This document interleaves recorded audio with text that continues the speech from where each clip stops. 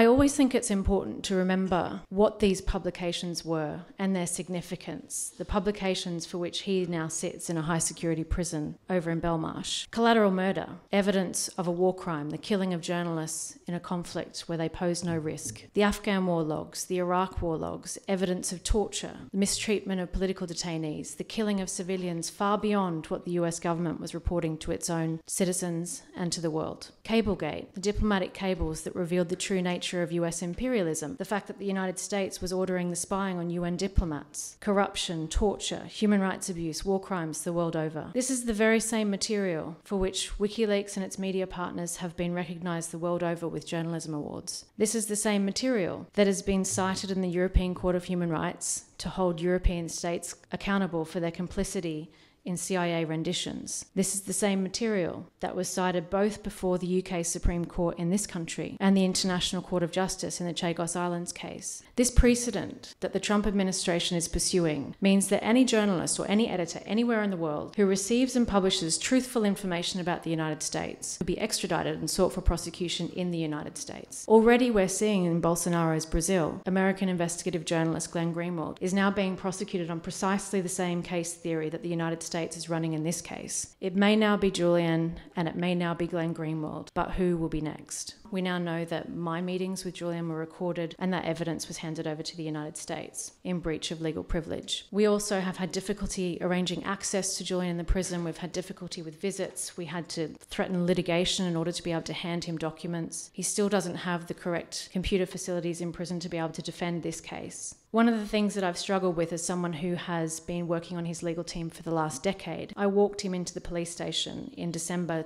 2010. He has been under some form of restriction on his liberty since that time, whether it be under house arrest, within the embassy, and now in a high security prison. I have had to continually resist the normalisation of this treatment of an editor and an award-winning editor, and it's important that we continue to do that. So thank you for coming and thank you for organising.